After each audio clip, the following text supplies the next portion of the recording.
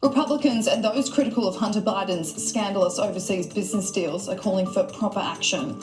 Yesterday, the Daily Mail released a voicemail that Joe Biden sent to his son Hunter in 2018 that seems to confirm that he knew about his son's business deals with China, despite continuing to claim that he's never spoken to him about it. Hey, pals, Dad, it's 8:15 on Wednesday night. If you get a chance, give me a call. Nothing urgent. Just want to talk to you. I thought the article, at least the thing online, it's going to be printed tomorrow in the Times, was good. I think it's clear. And anyway, if you get a chance, give me a call. I love you.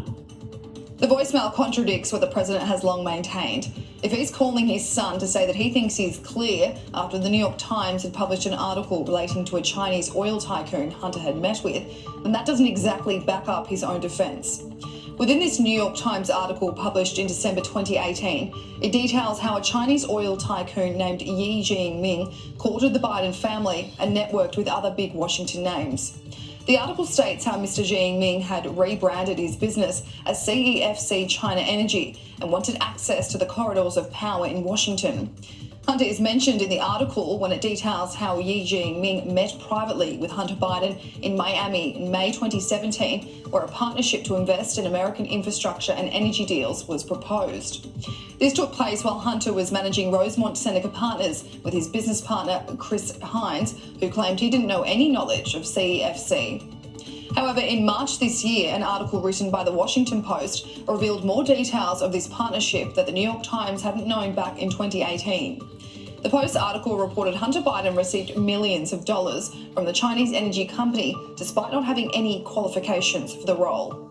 Over the course of 14 months from 2017, CEFC paid $4.8 million to entities controlled by Hunter Biden and his uncle Jim.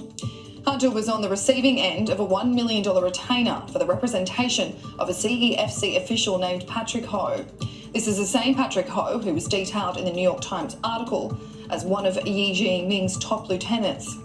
Mr. Ho would subsequently go on to be charged by the US government in connection to a scheme to bribe leaders from Chad and Uganda. Hunter is currently being investigated by the Department of Justice for alleged tax fraud, but those critical wonder how far they will go to punish Hunter if they find anything incriminating. Former Justice Department prosecutor Jim Trusty told the New York Post the way the FBI and Attorney General Merrick Garland handle the situation will be a huge integrity test for them. Will they walk away from powerful evidence? Will they come up with a soft plea, like a tax charge, that does not remotely capture the actual wrongdoing, he said? Or will they treat Hunter Biden like any other white-collar defendant in the federal system? Republican Jody Heiss tweeted the news and simply wrote, "Smoking gun." Republican Elise Stefanik tweeted, "Joe Biden said he never spoke with Hunter about his business dealings. That was a lie. There must be an investigation as a matter of national security." The Hodgett twins tweeted, "Biden is corrupt to the core, a career politician and a career liar." Donald Trump Jr. tweeted, "Imagine this was me. It's the only story you'd hear about for months, but crickets for crackhead. Our media is beyond broken." Ronnie McDaniel backed up that sentiment with a tweet, "CNN, MSNBC and the New York Times have yet to cover Joe Biden's voicemail for Hunter about business deals in China." Another social media user wrote, "If this were Trump, the Democrats would have already convened Congress." President Trump, they demonised him. Yeah, look at Hunter and Joe Biden. All the politicians in Australia, they demonise President Trump and backed up slippery Joe Biden. There you go.